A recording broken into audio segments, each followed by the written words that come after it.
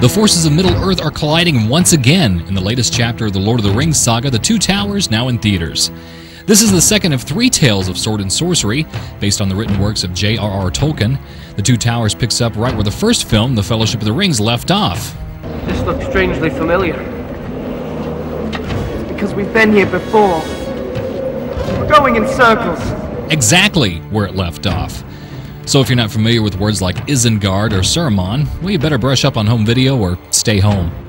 Director Peter Jackson leaves the exposition far behind and dives straight into this tale of a growing army of evil posed for global domination. At the heart of the entire saga is a ring that will bring ultimate power to whoever dark force possesses it. It's up to a small force of good-hearted elves, hobbits, and humans to destroy the ring in the only place it can be destroyed, Mount Doom. In this film, the Fellowship has disbanded, leaving the ring-bearer, a hobbit named Frodo, off on his own path, as the rest of the Fellowship battle the gathering forces of evil. The courtesy of your hall is somewhat lessened of late. Lost yet? Well, you're not the only one.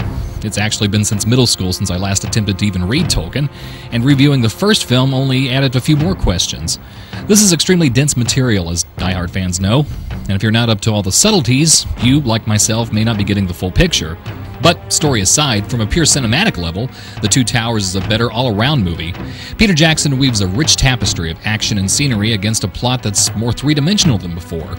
It's like Star Wars meets a Wagnerian opera. You feel like these characters, well, some at least, have a destination in mind. They're not just aimlessly wandering around the forest waiting to be attacked by the next big creature. I think we might have made a mistake leaving the Shire.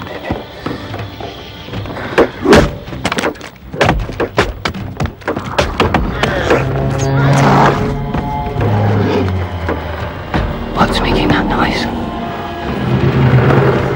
It's the trees. What? And the special effects are better, or at least they can be seen better.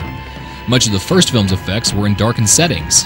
This time around, it's a broad daylight for most of the movie, but for all it's good about the movie, it still suffers from a lot of the problems of the first film. It runs nearly 3 hours long, and at least one of those hours could have easily been left on the cutting room floor. And a lot of the problems of Middle-earth are simply solved by magic words and spiritual forces, or the sense of ingenuity and creative spirit. But I guess that's a criticism of Tolkien's original text as much as it is a film adaptation. Ultimately, The Two Towers is an enjoyable, albeit lengthy and wordy action film that gets 2.5 out of 4 stars. I'd like to cash this check here and I'd like to take you out for a steak dinner. Next week, we change gears completely and take an expanded look at one of the best films of the year and of the last few years. Steven Spielberg, Tom Hanks, and Leonardo DiCaprio team up for the true-life story of a teenage con artist in Catch Me If You Can, which opens Christmas Day. That's next week, so we'll save you a seat right here on the front row. Until then, I'm Bob Shultz for KQ2.